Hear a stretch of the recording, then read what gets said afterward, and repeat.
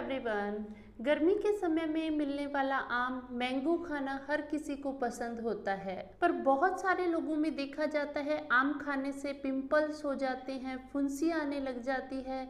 आम खाने का सही तरीका क्या है, कितनी मात्रा में खाना चाहिए, किन लोगों को आम नहीं खाना चाहिए, इसको खाने से फुंसियाँ क्यों होती हैं और कैसे हम उनसे बच सकते हैं, ये सारी जानकारियाँ लेने के लिए हमारा आज का वीडियो अंत तक जरूर देखें। हम और भी हेल्थ और आयुर्वेद संबंधी वीडियोस बनाते हैं।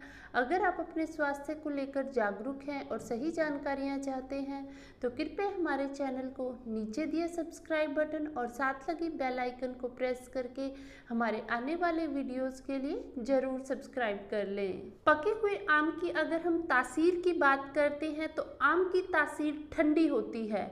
यह पचने में थोड़ा भारी होता है, गुरु होता है, भारी होता है, शरीर की सभी धातुओं को स्पेशली शुक्र धातु को बढ़ाने वाला होता है, चिकनापन लिए हुए होता है। आम के अंदर काफी सारी कैलोरीज होती हैं, इसलिए शरीर को बल देता है, ताकत देता है। आम के अंदर बहुत सारे एंटीऑक्सीडेंट होते हैं, इस कारण यह एजिंग के प्रोसेस को डिले कर देता है, जिस कारण बुढ़ापा जल्दी नहीं आता, त्वचा पर भी निखार आता है। बहुत अच्छा वर्ण यह आयुर्वेद में बताया है। आम और जामुन के पत्तों का अगर काढ़ा बनाकर पिया जाता है तो उल्टी दस्त के रोगियों को, जिनको गृहिणी की दिक्कत रहती है, उसमें काफी फायदेमंद है। गर्मियों में देखा जाता है अक्सर लोगों को नक्सीर आ जाती है, ऐसे में आम की गुठली के रस की अगर 2-2 बूंदे नाक में डाली जाती है तो नक्सीर आने की समस्या कम होती है। लोगों को सिर में फुंसियां हो जाती हैं, ऐसे में आम की गुठली के चूर्ण को हर्ड के चूर्ण के साथ मिलाकर अगर सिर पर लेप किया जाता है तो जो दारुणक रोग होता है जिसमें फुंसियां हो जाती हैं, उसमें यह काफी फायदेमंद है। आम की गुठली का भी बहुत सारे आयुर्वेदिक औषधियों को बनाते समय उपयोग किया जाता है, जैसे कि पुष्यालुग चूर्ण है, उसके अंदर भी आम की गुठली का प्रयोग किया जाता है, जो कि महिलाओं के सफेद पानी और बहुत सारी समस्याओं में काफी कारगर है।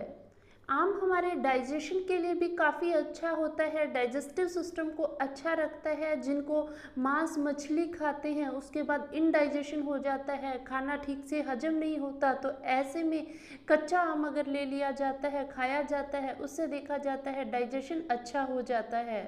आम मीठा होता है, भारी होता है, शरीर में कफ को बढ़ाता है, मेद को अर्थात फैट को बढ़ाता है, वसा चर्बी को बढ़ाता है, जिस कारण फोड़े, फुंसियाँ, पिंपल होने की दिक्कत ज़्यादा आती है। आम के बारे में अक्सर लोगों में यह बोला जाता है कि आम गर्म होता है, लेकिन अगर हम आयुर्वेद में देखते हैं तो इसकी तासीर ठंडी होती है। तो अगर यह ठंडा होता है फिर इससे पिंपल्स, फोड़े, फुंसियाँ क्यों होती हैं? आयुर्वेद में बताया है फोड़े, फुंसियाँ, पिंपल जो होती हैं जब कफ और वात दोष शरीर में बढ़ जाते हैं और हमारे रक्त में दुष्टि हो जाती है, खून में खराबी आ जाती है, उस कारण होते हैं। आम को खाने का सही समय कौन सा होता है? खाली पेट आम का सेवन नहीं करना चाहिए, खाली पेट आम नहीं खाना चाहिए। आप खाने के बाद इसको ले सकते हैं, सुबह के समय, दोपहर के समय या शाम को आप ले सकते हैं। हाँ, रात को सोते समय आम का प्रयोग कम करें, क्योंकि रात के समय में यह भारी हो जाता है, इसमें कैलोरीज बहुत ज़्यादा होती हैं, एनर्जी ज़्यादा होती है, इसलिए रात को सोते समय हैवी खाना जो है वो आयुर्वेद में वैसे ही मना किया है। तो आप दिन में, दोपहर तक या शाम तक इसका इस्तेमाल कर सकते हैं, रात को आप आम का प्रयोग कम करें। एक स्वस्थ व्यक्ति दिन में 1 से 2 आम खा सकता है। ज़्यादा मात्रा में भी अगर आम खा लिए जाते हैं उससे कई बार नुकसान होते हैं, स्पेशली जो कच्चे आम होते हैं अगर ज़्यादा ले लिए जाते हैं उससे कई बार फीवरिश फीलिंग होनी शुरू हो जाती है, बुखार जैसी फीलिंग होती है, शरीर में भारीपन होता है, वजन बढ़ना शुरू हो जाता है, खून में खराबी आ सकती है और बहुत सारी स्किन डिजीज है, चमड़ी के रोग, त्वचा के रोग हो सकते हैं। अधिक मात्रा में अगर आम का सेवन कर लिया जाता है उससे कई बार दस्त भी लग जाते हैं, पेट खराब हो जाता है। आयुर्वेद में बताया गया है अगर हम दूध के साथ आम का प्रयोग करते हैं वह शरीर में बढ़े हुए वात और पित्त दोष दोष को दूर करता है, एनर्जी देता है, हमारे वीर्य की वृद्धि करता है, स्किन के लिए काफ़ी अच्छा होता है, व्रण के लिए अच्छा है, भारी होता है और ठंडा होता है। तो इस प्रकार आम जो है अपनी तासीर से ठंडा होता है, लेकिन हाँ पचने में ज़रूर भारी होता है। तो गर्मियों का समय होता है, ऐसे में आम खाने का मन भी करता है और लोगों को खाते ही पिंपल्स, फोड़े, फुंसियाँ भी हो जाती हैं। तो कैसे हम आम खा भी सकते हैं और समस्याओं से भी बच सकते हैं। देखा जाता है आम के सीजन के साथ ही जामुन का भी सीजन शुरू हो जाता है। मार्केट में जामुन भी बहुत आने लग जाते हैं। तो जामुन थोड़े हल्के होते हैं और उनमें रूखापन होता है। जो आम है वो मीठे होते हैं और उनमें चिकनापन होता है। तो अगर आम खाने के बाद 5-7 जामुन का फल खा लिया जाता है तो उससे बैलेंस हो जाता है, जिससे कि शरीर में जो भारीपन है, कफ बढ़ने की दिक्कत है, मेद बढ़ने की दिक्कत है, जिसके कारण फोड़े फुंसियाँ होती हैं, वो बैलेंस में आ जाती है और दिक्कत कम आती है।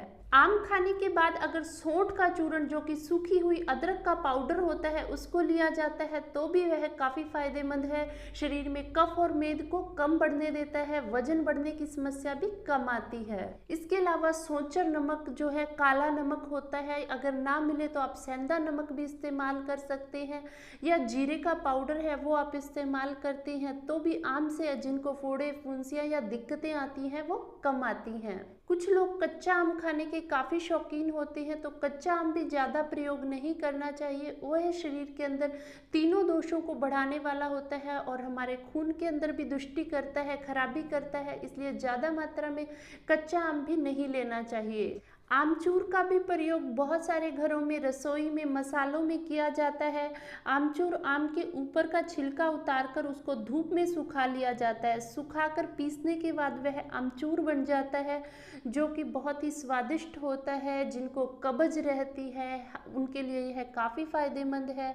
खाने का टेस्ट भी यह बढ़ाता है और शरीर में बढ़े हुए कफ और वात के लिए को भी दूर करने के लिए आमचूर बहुत फायदेमंद है। किन लोगों को आम का प्रयोग नहीं करना चाहिए? जिन लोगों को दस्त की समस्या रहती है, या ग्रैनी की समस्या है, या जो शुगर के मरीज हैं, उनको आम का कम इस्तेमाल करना चाहिए। जिन लोगों का वजन ज़्यादा है, मोटापे से जो परेशान है, उनको भी आम कम खाना चाहिए। जिन लोगों को आम से एलर्जी है, फूड एलर्जी में जिनको आम से एलर्जी रहती है, उन लोगों को भी आम का इस्तेमाल नहीं करना चाहिए। प्रेगनेंसी के अंदर भी आम का प्रयोग करना काफ़ी फायदेमंद है। यह माँ और बच्चे दोनों को फ़ायदा देता है।